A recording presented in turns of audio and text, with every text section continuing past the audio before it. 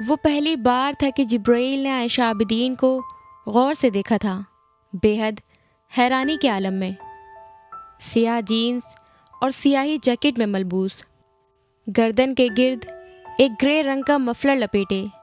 اس کی ہم عمر وہ لڑکی اب اس کی ہم عمر نہیں لگ رہی تھی۔ اس کے کندھوں سے نیچے تک لہراتے سیاہ چمکدار بالوں میں جگہ جگہ سفید بال تھے۔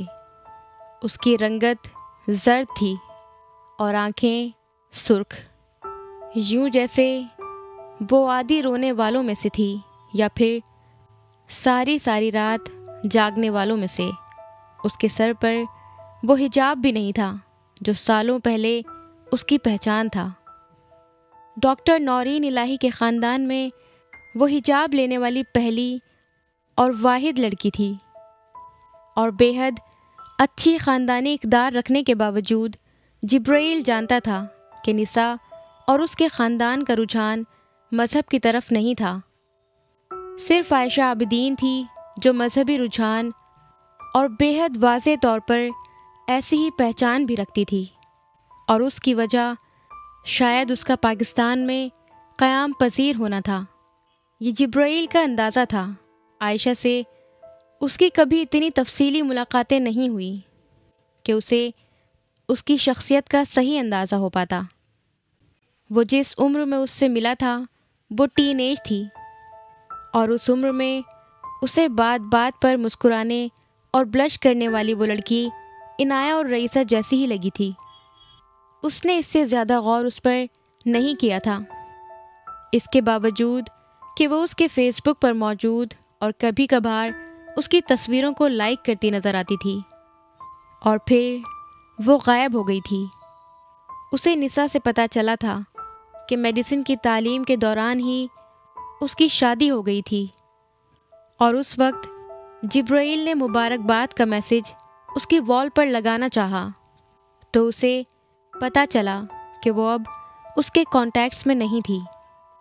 عائشہ عابدین سے اس کا وہ پہلا تعارف بس یہیں تک رہا تھا۔ نساء اور وہ بہت جلد دو مختلف اسٹیٹس کے ہاسپٹلس میں چلے گئے تھے۔ ان کے درمیان ایک دوست اور کلاس فیلو کے طور پر موجود رشتہ بھی کچھ کمزور پڑنے لگا تھا۔ نساء اب کہیں انگیجڈ تھی اور جبرائیل اپنے پروفیشن میں بے حد مصروف، اور اس بے حد تیز رفتار سے گزرنے والی زندگی میں عائشہ عابدین کسی اسپیڈ بریکر کی طرح آئی تھی۔ جبرائیل نے اس کی بات کے جواب میں کچھ کہنے کے بجائے اپنا سیل فون نکال کر اس میں سے نساء کا نمبر ڈھونڈنے کی کوشش کی تھی۔ چند لمحوں میں اسے نمبر مل گیا تھا۔ کیا میں نساء کو فون کر کے بلاؤں؟ اس نے عائشہ سے کہا۔ نہیں۔ جبرائیل اس کا چہرہ دیکھ کر رہ گیا۔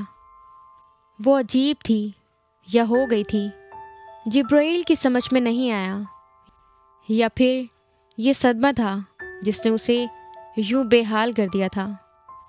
جبرائیل کو لوگوں پر ترس آتا تھا، ہمیشہ ہی ہمدردی اس کی گھٹی میں تھی، لیکن اس کے باوجود وہ ایک مصروف ڈاکٹر تھا، ایک منٹ دیکھ کر چلنے والا۔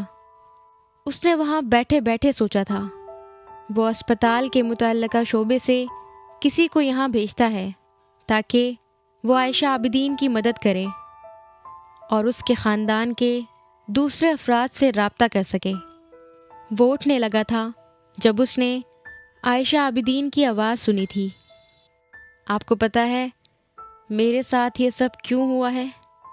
وہ رک کر اسے دیکھنے لگا۔ وہ اس کی طرف متوجہ نہیں تھی، لیکن خود کلامی کے انداز میں بول رہی تھی۔ کیونکہ میں اللہ کی نافرمان عورت ہوں۔ اللہ نے مجھے سزا دی ہے۔ احسن سعد ٹھیک کہتا ہے۔ جبرائیل اسے دیکھتا رہ گیا تھا۔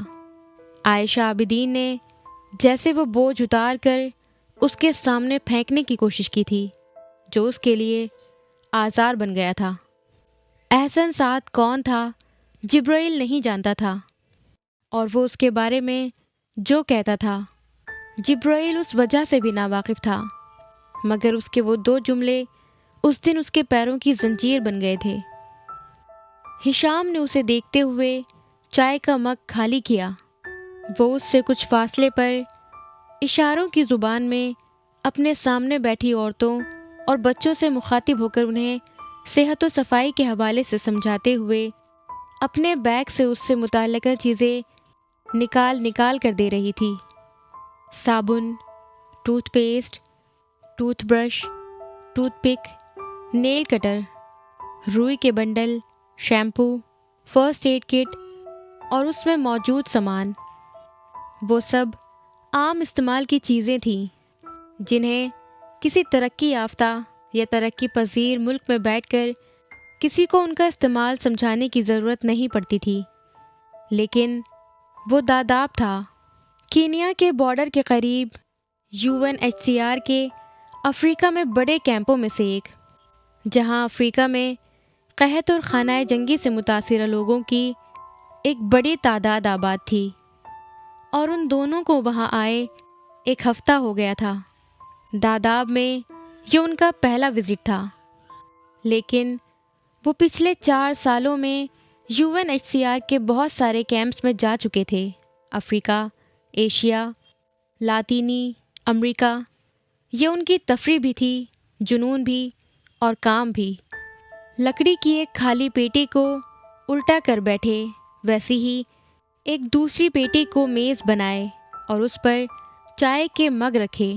اپنی چائے میں بسکٹ ڈبو کر کھاتے ہوئے وہ شدید تھکن کے عالم میں بھی اسے دیکھتا رہا۔ وہ مختلف جگہوں پر نئے آنے والے پناہ گزینوں کے ساتھ اس دن صبح سے ہونے والا وہ ان کا 28واں کیمپ تھا۔ وہ گروپ کی شکل میں نکلے تھے اور اب 2 کی ٹولیوں میں نئے لگے خیموں میں جا کر اندراج کرتے ہوئے صحت و صفائی کے حوالے سے سامان تقسیم کرتے پھر رہے تھے۔ اور اب شام ہونے والی تھی۔ ہشام نے اپنا کام ختم کر لیا تھا۔ گرم پانی کے فلاسک اور پشت پر لدے بیگ سے مگ اور چائے کا سامان نکال کر وہ اپنی ساتھی کے واپس آنے سے پہلے ہی چائے بنا کر اس کا انتظار کر رہا تھا، اور وہ ابھی بھی وہیں تھی، اسی طرح اپنے کام میں محو۔ اس نے اپنا مگ دوبارہ چائے سے بھرا۔ وہ اس کے ساتھ دنیا کے بہت سارے ملکوں میں جا چکا تھا، اور لوگ کوئی بھی ہوں، زبان کوئی بھی ہو، اس نے اپنی ساتھی کو کبھی کسی دقت کا شکار نہیں دیکھا تھا۔ وہ اشاروں کی زبان کی ماہر تھی، لیکن ہشام جانتا تھا وہ اشاروں کے بغیر بھی کسی گونگے سے اس کے دل کا حال اگلوا لیتی۔ ایک عجیب گرم جوشی تھی اس میں جو کسی کا بھی دل موم کر کے رکھ دیتی، اور وہ اب یہی کر رہی تھی۔ ان گندے، کمزور، بیمار، قحط زدہ، تباہ حال لوگوں کے بیچ بیٹھی وہ پروفیشنل مہارت سے اپنا کام کرتے ہوئے اشاروں کی زبان اور ٹوٹی ہوئی مقامی زبان میں ان سے گپ شپ کرنے کی کوشش کر رہی تھی۔ بچوں کے ساتھ ہلکی پھلکی چھیڑ چھاڑ، مسکراہٹوں اور معانقوں کا تبادلہ۔ وہ اپنا کام ختم کرنے کے قریب تھی۔ اس کے پاس موجود سامان ختم ہو چکا تھا، اور اس سامان سے خالی ہونے والا بیگ اس نے ایک 5 سالہ بچے کو اڑانے والے انداز میں دیا تھا، جو بار بار اس بیگ کو لینے کے لیے ہاتھ پھیلا رہا تھا۔ اور پھر ہشام نے ایک چھوٹی بچی کو اس کے بالوں میں لگی ہوئی ایک خوبصورت ہیئر پن کو چھوتے دیکھا تھا۔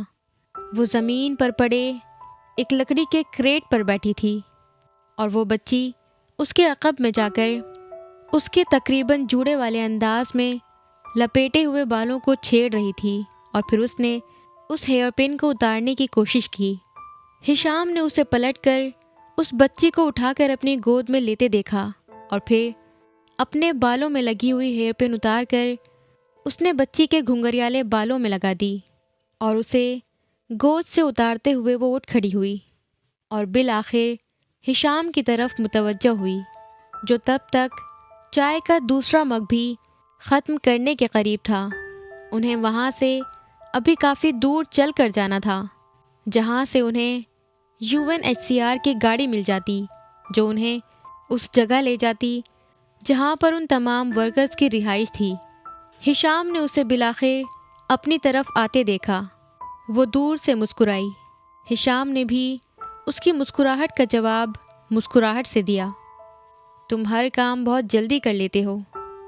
اس کے قریب آ کر لکڑی کے ایک اوندھے ہوئے کریٹ پر بیٹھتے ہوئے اس نے جیسے ہشام کو سراہا۔ وہ واقعی اپنے ذمے لگائے ہوئے تمام کام بہت تیزی سے کرنے کا عادی تھا۔ عقل مند ہوں اس لیے، اس نے جواباً مسکراتے ہوئے چائے کا وہ مگ اس کی طرف بڑھایا جس میں پڑی چائے کے ٹھنڈا ہونے پر اس نے اسے پھینک کر اس کے لیے ابھی دوبارہ چائے بنائی تھی۔ مجھ سے بھی زیادہ، اس کی ساتھی نے چائے کا مگ ہشام سے لیتے ہوئے بے حد جتانے والے انداز میں کہا۔ تم سے تو واقعی زیادہ، اس نے مصنوعی سنجیدگی سے کہا۔ شام اب آہستہ آہستہ گہری ہو رہی تھی۔ پناہ گزینوں کا وہ ہجوم اب آہستہ آہستہ وہاں سے دور اپنے خیموں کی طرف جا رہا تھا۔ وہ جانتے تھے آج انہیں جو کچھ ملنا تھا مل چکا تھا۔ ایک کچی پگڈنڈی نما سڑک کے کنارے سبزے میں لکڑی کے کریٹ الٹائے چائے کے گھونٹ بھرتے ہوئے وہ دونوں اپنی ٹانگیں سیدھی کیے جیسے اپنی تھکن اتار رہے تھے۔ تمہارے لیے کچھ ہے؟ ہشام نے چائے کا آخری گھونٹ لے کر مگ رکھتے ہوئے جیب سے کچھ نکال کر اس کی طرف بڑھایا۔ رئیسہ نے اس انگوٹھی کو بے حد تعجب کے عالم میں دیکھا تھا جو ہشام نے اس کے سامنے بڑھائی تھی۔ ایک بے حد خوبصورت سبز زمردی ڈبیا میں دھری آنکھوں کو خیرہ کر دینے والی ایک ہیرے کی انگوٹھی۔ اس نے سر اٹھا کر ہشام کو دیکھا۔ وہ کچھ دیر کے لیے جیسے چائے پینا بھول گئی جو وہ مگ میں ہاتھوں میں لیے بیٹھی تھی۔ یہ کہاں سے ملی؟ داداب کے اس ویرانے میں اس انگوٹھی کو دیکھ کر جو خیال کسی کو آنا چاہیے تھا وہی رئیسہ کو بھی آیا تھا۔ کیا مطلب کہاں سے ملی؟ ہشام بری طرح بتکا۔ میں نے خریدی ہے، اس نے اپنے لفظوں پر زور دیتے ہوئے کہا۔ کہاں سے؟ وہ پوچھے بغیر نہیں رہ سکی۔ نیروبی سے، ہشام نے جواباً کہا۔ پھر مجھے کیوں دے رہے ہو؟ اس نے چائے پینا دوبارہ شروع کرتے ہوئے کہا۔ سوال کرنے کے باوجود وہ نروس ہوئی تھی۔ اسے ایک دم احساس ہوا تھا کہ یہ کیا ہو رہا ہے۔ تمہیں پروپوز کر رہا ہوں، ہشام نے ایک بار پھر اس انگوٹھی کو اس کے سامنے کرتے ہوئے کہا۔ رئیسہ نے ایک نظر اسے دیکھا، ایک نظر اس انگوٹھی کو، اور پھر گردن گھما کر اس پورے علاقے کو۔ وہ خاردار جھاڑیوں اور پناہ گزینوں کے بیچوں بیچ اسے ایک ڈائمنڈ رنگ پیش کرتے ہوئے پروپوز کر رہا تھا۔ وہ کسی بھی لڑکی کے لیے ایک رومانٹک لمحہ تھا، اور اس کے لیے بھی ہوتا اگر اسے یکدم ہنسی آنا شروع نہ ہو گئی ہوتی۔ چائے کا مگ لکڑی کے کریٹ پر رکھتے ہوئے بے اختیار کہا لگاتے ہوئے بے حال ہونے لگی تھی۔ ہشام بری طرح نادم ہوا اور اس نے ڈبیا بند کر دی۔ یہ اس طرح ہنسنے کا کیا مطلب ہوا؟ اس نے رئیسہ سے پوچھا۔ وہ اب اپنی ہنسی پر قابو پا چکی تھی۔ ہم یہاں ریلیف کے کام کے لیے آئے ہیں، اس نے ہشام کو یاد دہانی کرانے والے انداز میں کہا۔ تم کچھ اور کیسے سوچ سکتے ہو؟ کیوں نہیں سوچ سکتا؟ ہشام نے بحث کرنے والے انداز میں کہا۔ ہمیشہ سوچتا رہا ہوں، اور بس میرا دل چاہا میں تمہیں پروپوز کر دوں تو کر دیا۔ رئیسہ نے چائے کا مگ دوبارہ منہ سے لگا لیا۔ وہ اب سنجیدہ تھی۔ ہشام ڈبیا ہاتھ میں پکڑے چپ چاپ اسے چائے پیتے دیکھتا رہا۔ پھر اس نے کہا، تم کچھ نہیں کہو گی؟ میں اس بارے میں کچھ بھی نہیں کہہ سکتی، ٹو بی ویری آنیسٹ۔ اس نے بالآخر چائے کا مگ رکھ دیا۔ وہ اب اپنے پیک بیگ کو کھول کر ایک ریڈیو نکال رہی تھی۔ یہ جیسے گفتگو کا موضوع بدلنے کی کوشش تھی۔ کیوں؟ تم پسند نہیں کرتی مجھے؟ ہشام بھی یکدم سنجیدہ ہو گیا۔ کرتی ہوں، تمہیں کوئی بھی ناپسند نہیں کر سکتا، لیکن شادی کا فیصلہ بہت بڑا فیصلہ ہوتا ہے۔ میں خود نہیں کر سکتی۔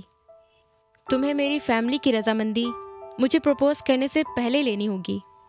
ریڈیو فریکوینسی سیٹ کرنے کی کوشش کرتے ہوئے اس نے ہشام کی طرف دیکھے بغیر اس سے بے حد سنجیدگی سے کہا تھا۔ ٹھیک ہے۔ ہشام نے بے اختیار اطمینان کا سانس لیا۔ میں ان سے بات کر لوں گا، یہ تو کوئی بڑی بات نہیں۔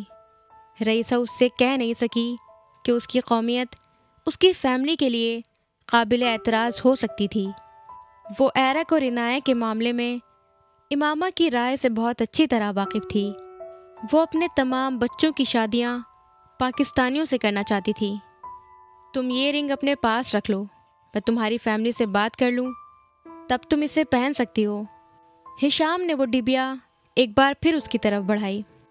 رئیسہ نے اپنا ہاتھ اس کی طرف نہیں بڑھایا۔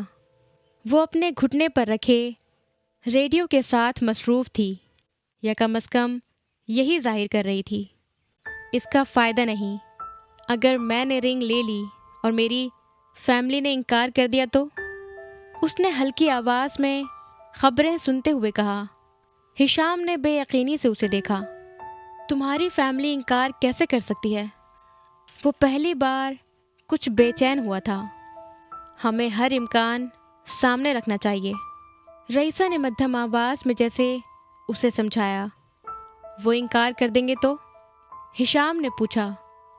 تو بس، رئیسہ نے کہا، یعنی بس ختم؟ ہشام کو جیسے یقین نہیں آیا۔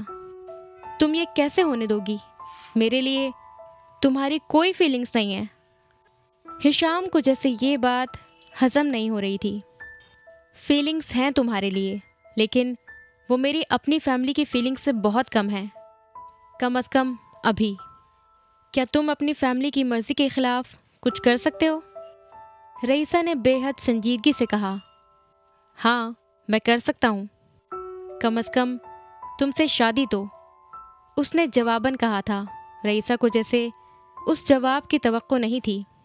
ریڈیو کو چھیڑتے ہوئے اس نے مدھم آواز میں کہا، ویسے یہ جو رنگ میں ڈائمنڈ ہے یہ نکلی ہے۔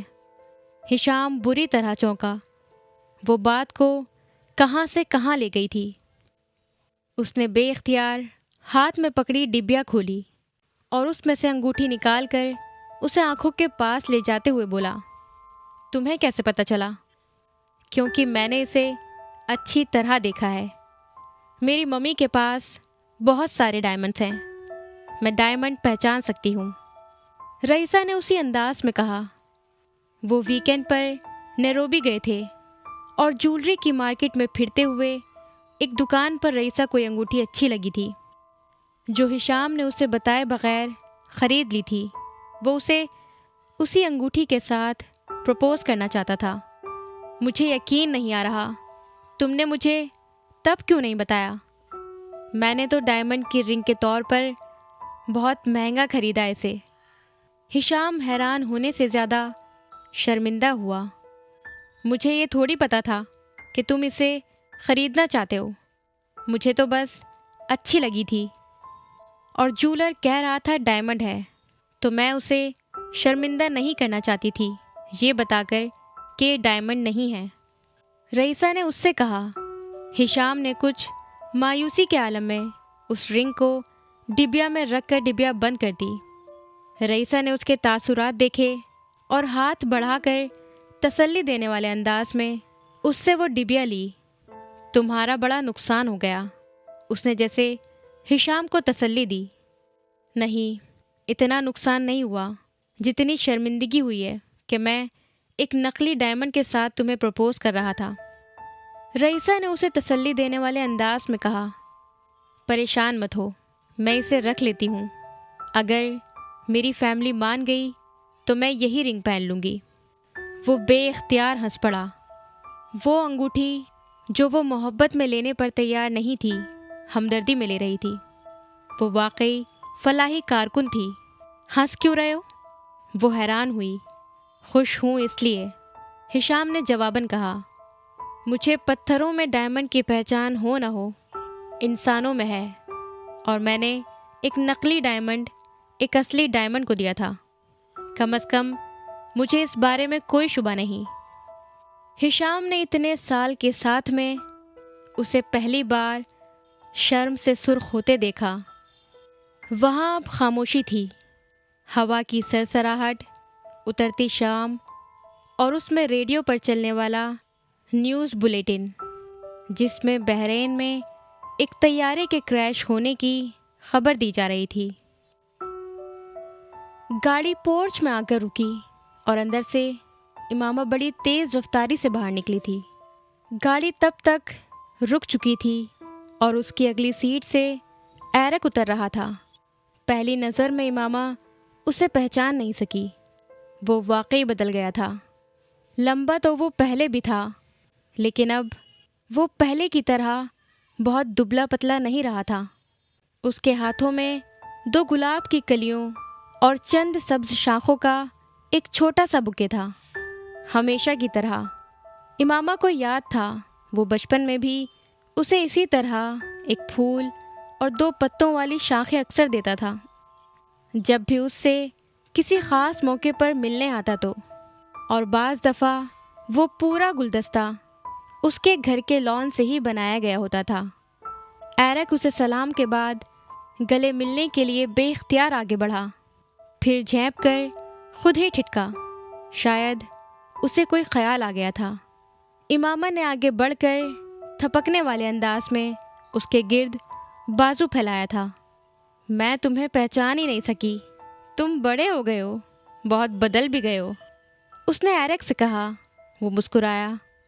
लेकिन आप नहीं बदली, आप वैसी ही हैं। वो हंस पड़ी थी। सुनने में कितना अच्छा लगता है ना कि कुछ नहीं बदला, हालांकि सब कुछ बदल गया है। मैं भी बूढ़ी हो गई हूँ। वो हंस रही थी। बुढ़ापे की डेफिनेशन अब शायद बदल गई होगी, एरक ने बरजस्तगी से कहा।